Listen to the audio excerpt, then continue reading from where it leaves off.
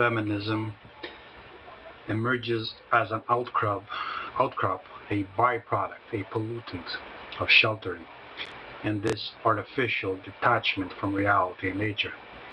If we remember that nature is a word referring to the sum of all nurturing, this detachment is one rejecting, forgetting, denying the past, so that it can choose, in this mind that does so, what identity suits it from what is current and what is in fashion and what is modern. This it considers its freedom. In fact, the dismissal of the past of nature, other than a selective, caged, disinfected version we find on television or in parks and zoos, or even in supermarkets where meat has no blood and fruits no worms, is part of how the virus detaches the host from all supportive elements. It disconnects it from its own heritage. It detaches it from the past so as to then impregnate it with its own ideas, its own ideals, its own mimetic identifications. In other words, the immediate. This is what nurturing versus nature is all about. The immediate versus the sum of. When we look upon the modern man and woman, we see a mind totally lost, seeking something stable in things, in codes, in purchases, in words, in numbers, money being a form of code. The movie The Matrix comes to mind. We live in an artificial world of codes or words, of abstractions, where the unreal, the fabricated replaces the real. The artificial replaces the natural. We accept it because the unreal, the fantastic, is far more comforting and easy to deal with than the indifferent world beyond it. After all, order, no matter what kind it is more easily dealt with than chaos, the randomness of nature. We accept it because the unreal, the fantastic, is far more comforting and easy to deal with than the indifferent world beyond it. All we have to do is to remain in the delusional world of the unreal and pay our taxes and stop at red lights and follow the shared popular beliefs and hold our forks with our right hand and open the doors for women to step through. We must also service that which offers us this unreality, this preferred, fantastic, ultra reality, imagined reality, as an alternative to the one we cannot cope with. If we do our duty, nod when we are supposed to, raise our hands when we have to, be silent when we must, remain civil and hypocritical in agreement, we are permitted then to believe in whatever stupidity we choose to believe in. The provider, the viral meme, does not give a shit about what we think, unless what we think contradicts it or decreases its power or awakens the myriads it needs to remain in control. With feminism, we see the birth of the perfect civilian, a feminine psychology, supposedly housed in a masculine demeanor, unable and unwilling to challenge authority, totally dependent on specialists and others to feel happy, because happiness trumps all other considerations. A psychology is so in need to be included that it will do anything, including convince itself of the absurd, in order to be acceptable, in order to be included, in order to participate. The masculine spirit, with its challenging, disruptive desire to confront and replace authority, simply will not do. This meme requires complete submission, a feminine demeanor to remain vital and internally stable. It does not use reason or arguments to accomplish its task, for in a universe with no absolutes, these are easily challenged. What it uses is an understanding of human nature, and then it denies such a thing that ever exists to make it inaccessible to others, and to hide its own methods behind the self-serving myth that humans are far too complex to be boxed in by such terms and such concepts. So much so that nothing can understand them, so complex that is. Yet, marketing and politics and psychology and pop culture manipulation still remains effective. And no matter how complex, quote-unquote, humans are, they still believe, in their vast majority, in the same shit. Females in particular love this myth that they are mysterious and complex.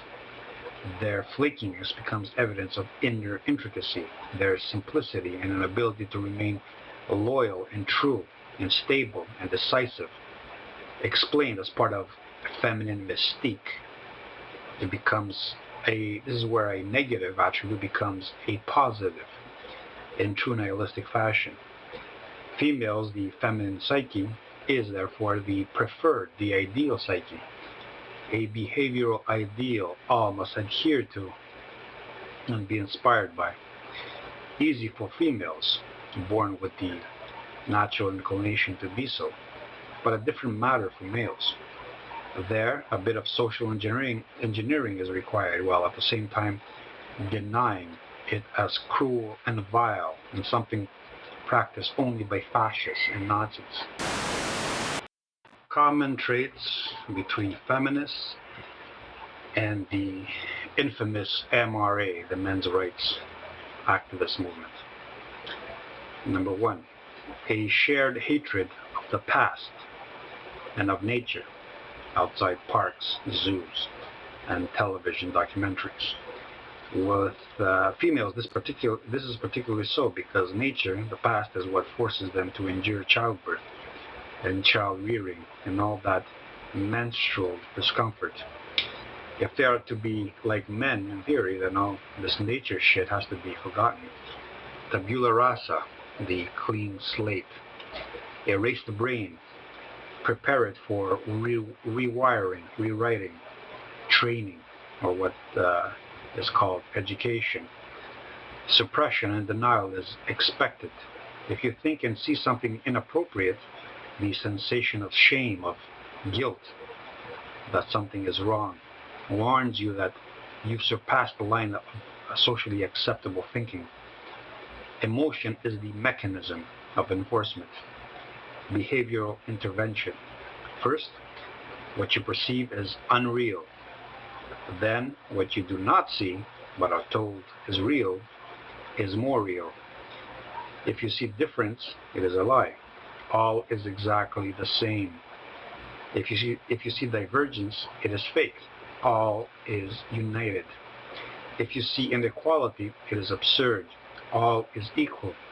Here what is meant is potential, because then the concept of propriety, good education, appropriate training, and knowledge can be introduced as part of the behavioral altering method. A clean slate is what a child is born as, supposedly, and not what it must go through, a washing of the brain, to be called healthy and normal in a world where the past and nature is denied relevance.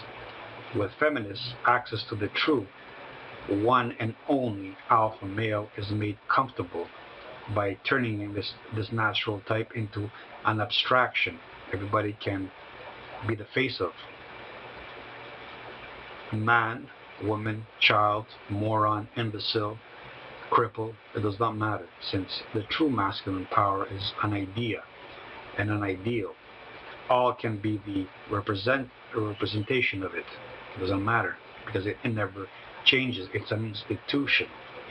The true powers, like Oz, remain in the background, and like the devil, they've tricked mankind into believing he does not exist. Or so Goethe said. With the MRA, the rejection of nature is not as severe. Like true half males, stunted males, they accept parts of nature and natural selection, but do not go further with it. They want to stop with sex and sexual specialized types. The male and female division and conflict, in other words, is as far as they can go.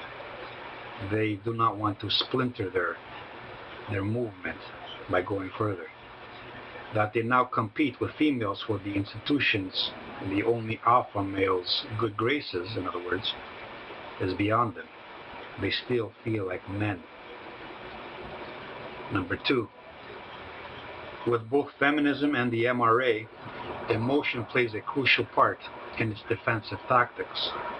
With feminism, it is hatred, as it is with racism. If you say something you've noticed which may hurt someone, no matter how true it is, then hatred, anger, some projected defect is used to explain it away.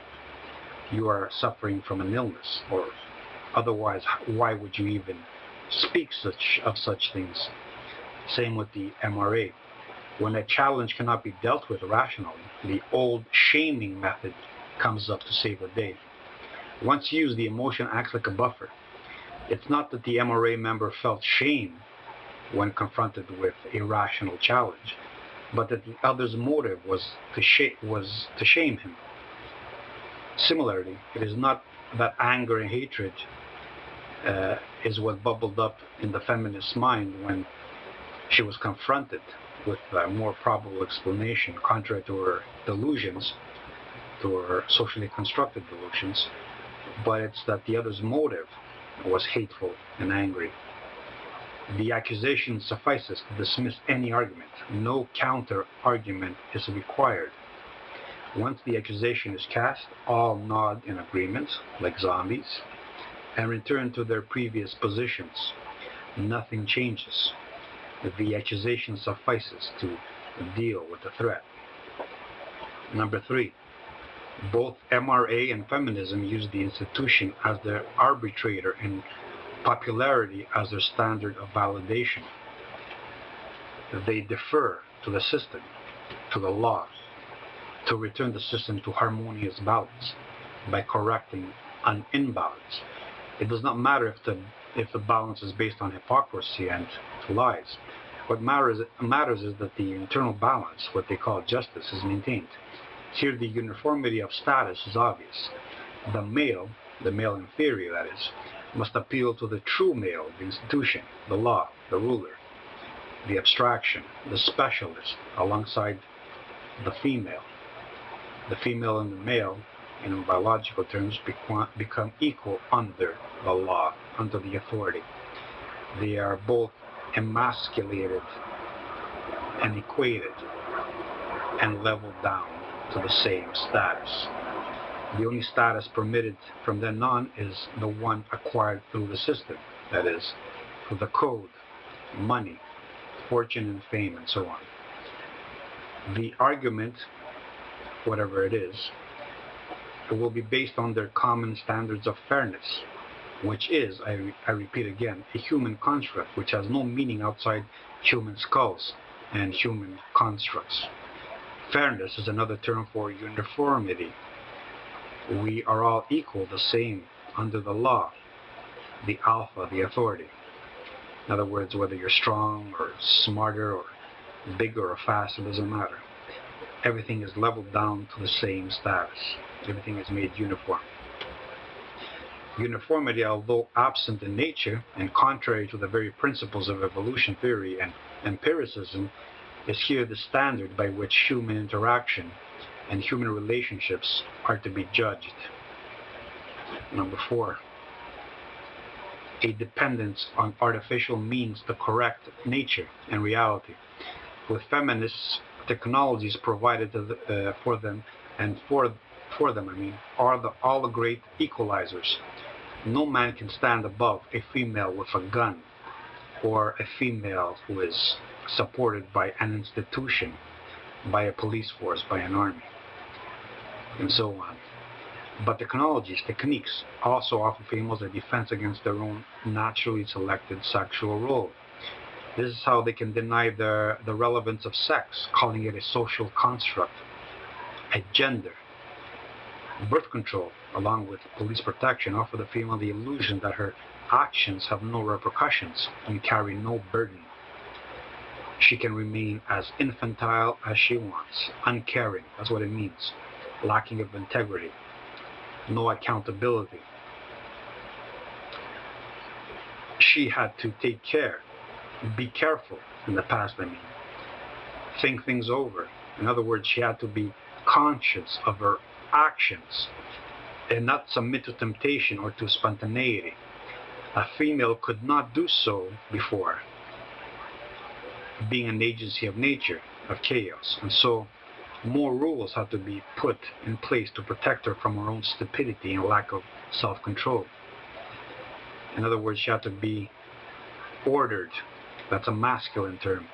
To order is to impose a masculine rule over chaos.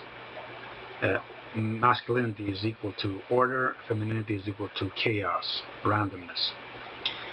Sex became a plaything subsequently, a pastime.